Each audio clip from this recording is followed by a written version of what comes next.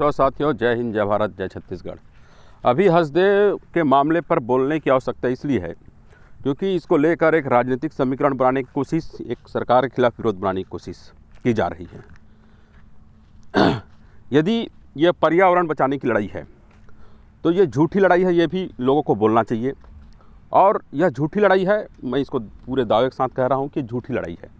ये केवल और केवल जो है कुछ समय के लिए, कुछ दिनों के लिए राजनीति करने की लड़ाई है।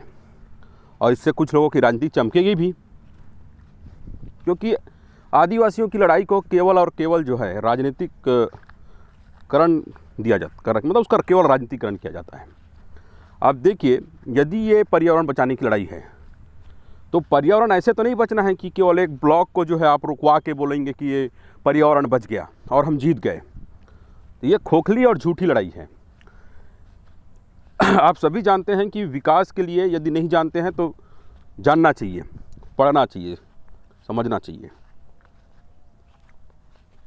आज जो है विकास के नाम पर हम सभी लोग, चाहे गांव में रहते हो चाहे शहर में रहते हो, ये विकास का मॉडल ही घटिया मॉडल है, ये लोग बोलने के लिए तैयार नहीं हैं।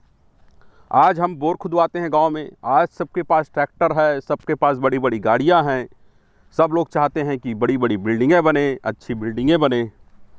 और इवन जो है पूरे देश में अब जो आवास बन रहे हैं, जितने भी आवास बन रहे हैं, जितनी सेप्टिक बन रहे हैं, जो भी निर्माण काम हो रहा है वो प्रकृति विरोधी है, नेचर विरोधी है। क्योंकि जितने भी घर बन रहे हैं वो पक्की घर बन रहे हैं, पक्की घर में लोहे का इस्तेमाल, सीमेंट का इस्तेमाल, ये सब इस्तेमाल हो रहा है। उसके बाद जब पक्की घर बन जाते हैं तो उसमें बिजली का इस्तेमाल। तो भाई बिजली तो आप कोयला जला के ही बना रहे हो और इसका कोई आपने उपाय नहीं खोजा है। उसके बाद जो है पर्यावरण से ही आप जो है पहाड़ पर्वत को खोदकर ही आप लोहा निकाल रहे हो। जो भी मेटल का काम है सारे कहाँ से निकल रहे हैं? जंगल से निकल रहे हैं। अब जंगल बचे तो बचे कैसे? एक और पूरे कहना चाहिए पूरे देश की, पूरी दुनिया की आवश्यकताओं की पूर्ति करने का काम जंगलों से हो रहा है। और एक तरफ लोग झूठी लड़ाई लड़कर ये साबित करना चाहते हैं कि वो असली लड़ाके हैं, और आदिवासियों कह रहे हैं कि ये केवल आदिवासियों की लड़ाई है। बहुत सारे लोग बोल रहे हैं कि पर्यावरण की लड़ाई है। ये आदिवासियों की लड़ाई बिल्कुल भी नहीं है। ये लड़ाई मानवता को बचाने की, मानव सभ्यता को बचाने की लड़ाई है। लेकिन इसको केवल और केवल कुछ समय के लिए राजनीति करने के लिए, देखिए 5 साल के लिए डिपॉजिट रुका था, 5 साल और रुक जाएगा, 10 साल और रुक जाएगा। कब तक रोकेंगे आप लोग? उस कारण को आप नहीं पकड़ना चाहते।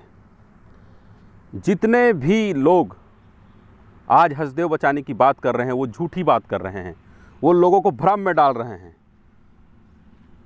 असल मायने में वो जो है सही लड़ाई लड़ना ही नहीं चाहते, वो धोखेबाजी कर रहे हैं, लोगों को धोखे में रख रहे हैं। मेरा तो आरोप है उन सभी लोगों के ऊपर, वो धोखेबाजी और मक्कारी कर रहे हैं। वो मानव आदिवासियों को धोखा दे रहे हैं। यदि इसको आदिवासियों के नाम से लड़ाई लड़ रहे हैं तो आदिवासियों के साथ धोखा कर रहे हैं, गद्दारी कर रहे हैं। मैं इसलिए भी इस बात को कह रहा हूँ कि देखिए, यदि आप चाहते हैं कि बचे तो जितने शहर में लोग हैं, चाहे वो गांव में लोग हैं, आज आप सब लोग पर्यावरण के नुकसान का काम कर रहे हैं। हमारा हर काम जो है पर्यावरण नुकसान करने का काम है। हमारा पूरा विकास का मॉडल ही पर्यावरण को नुकसान के बेस पे टिका हुआ है। आप बड़ी सड़कें बनाइए या कुछ भी आप काम कर रहे हैं, सारे पर्यावरण के नुकसान पे टिका हुआ है। और उसके बाद लोग सोचते हैं कि हमारे चिल्लाने भर से वो कोल बच जाएगा। भाई त्याग करना पड़ेगा यदि पर्यावरण को बचाना है। यदि हसदेव जैसे जंगल को, कई और बहुत सारे ब्लॉक हैं, केवल हसदेव की बात नहीं कर रहा हूँ मैं, चाहे वो बस्तर का हो, चाहे सरगुजा का हो, चाहे वो और जितने भी ट्राइबल जहाँ जहाँ रहते हैं वहीं जंगल है, वहीं सारे खनिज संपदा है। शहरों और ये बड़े जो जहाँ ट्राइबल नहीं है वहाँ कुछ भी नहीं है। वहाँ केवल मैन्युफैक्चरिंग यूनिट कहना चाहिए, वहाँ केवल उसका इस्तेमाल है, वहाँ सुविधा भोगी लोग हैं। तो जब तक जो है इस लड़ाई को सही ढंग से नहीं लड़ा जाएगा, तब तक जो है ये कोल ब्लॉक बचाने का केवल राजनीति का, आदिवासियों को धोखा देने का काम है। आज सभी लोगों को, सभी से कहना चाहिए कि आप अपनी एक सुविधा की चीज़ हटा दीजिए अपने जीवन से। ये बहुत सारे खुदाई ऐसे ही बंद हो जाएंगे। पहले जो आप नांगर जोता करते थे वो नांगर जोतना शुरू करिए। और जो शहरों में जो कहना चाहिए जो बड़े बड़े बिल्डिंग्स बन रहे हैं उसके नए उपाय खोजने चाहिए कि वो कैसे बने। वहाँ केवल लोहे और सीमेंट का इस्तेमाल करते रहोगे तो पर्यावरण खुदाई होते रहेगी। या कोई और ऐसा मॉडल तैयार करना चाहिए था कि जो पूरे फॉरेस्ट एरिया में जितने भी गांव हैं, या कहना चाहिए एक पर्टिकुलर एरिया रहा, जैसे छत्तीसगढ़ को हम देख लें, झारखंड को देख लें, कुछ शहरों को देख लें, बाकी जितने भी जहाँ जहाँ फॉरेस्ट एरिया हैं वहाँ पे जो है घर बनाने के लिए जो है आधुनिक चीज़ों का, जैसे सीमेंट हो गया, लोहा हो गया, इन किसी भी प्रकार की चीज़ों का इस्तेमाल मत किया जाए। वही पुराने हमारे मिट्टी के घर हों, सारी चीज़ों पे आपको कंट्रोल करना पड़ेगा। आज मिक्सी से लेकर, पहले लोग सील से काम किया करते थे, सील लोढ़ा जो होता था उससे लोग जो है काम करते थे। आज जो है हर घर में जो है प्रकृति विधि चीज़ें मान सकते हैं आप गैस टंकी को ही ले लीजिए, गैस टंकी भी किससे बनता है? लोहे से बन रहा है। पहले लोग लकड़ी जलाते थे, लकड़ी का इस्तेमाल करते थे, लकड़ी से जो मड़वा डारा छाते थे उसको बोलते थे कि ये आप जो है जंगल का विनाश कर रहे हैं, काट रहे हैं। भाई ये जो आज जो कहना चाहिए एक लॉजिक जो बनाया गया है, जो लोगों के दिमाग में सेट किया गया है विकास की चीज़ों का, इसको समझने की आवश्यकता है। ये विकास का मॉडल ही घटिया मॉडल है, ये लोग बोलने के तैयार नहीं हैं।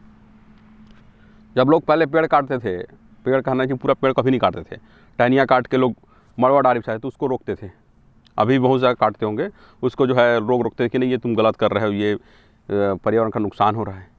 तो आज वहाँ क्या हो रहा है? केवल मैं हंसदेव की बात नहीं कर रहा हूँ, बैलाडीला में तो रोज लोहा खुद रहा है, वहाँ का भी जंगल कट रहा है।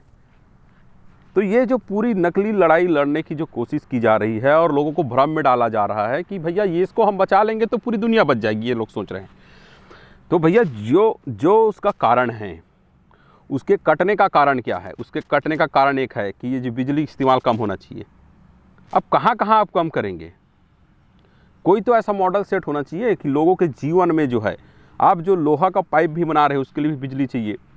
ये जितने कहना चाहिए पूरा जो विकास का मॉडल है, जो पहले लोग धान की फसल केवल एक लेते थे, अब 2-2 फसल ले रहे हैं, बोर करा रहे हैं, एक नहीं तो 10 करा रहे हैं। ये सारे काम जो हैं नेचर विरोधी, प्रकृति विरोधी, आदिवासी विरोधी हैं। क्योंकि जितने आपको लोहे के पाइप चाहिए उतनी आपको खुदाई करवानी पड़ेगी फिर वहाँ, और उसमें उसको पाइप को बनाने में उतनी बिजली खपत करनी पड़ेगी। और बहुत सारे लोग अलग अलग चीज़ें बोल रहे हैं, बहुत सारे लोग जो है स्पष्ट नहीं हैं। वो लोग, कुछ लोग कह रहे हैं कि अदानी खोद रहा है। भैया अदानी खोद रहा है, चलो जेसीबी लगा खोद रहा है, तो क्या सरकार खोदेगी? कुदारी लेकर खोदेगी? ये सब चीज़ों पे सोचने की आवश्यकता है। जितने भी हमारे काम हैं वो सब प्रकृति विरोधी काम हैं, और ये जो प्रकृति विरोधी काम जब तक बंद नहीं होगा तब तक जो है ना आदिवासी जीतेगी ना मानवता जीतेगा। ये जितने भी काम हो रहे हैं, आप एक काम को उठा के देख लीजिए। आप जो ग्राइंडर मिक्सी का इस्तेमाल करते हैं वो प्रकृति विरोधी, क्योंकि आप उसमें बिजली का इस्तेमाल करते हैं। जितने हमारे बहुत सारी ज़रूरतों काम जो है हम अपने हाथ से जो कर सकते थे, चाहे वो धान कूटने का काम, ये सारे काम आज मशीनों ने लिया है। और इन सब मशीनों को चाहिए बिजली, और इन सब बिजली, जितने भी मशीन हैं उन सब के लिए बिजली कहाँ से आएगा? ये सब चीज़ों पर सोचने की आवश्यकता है।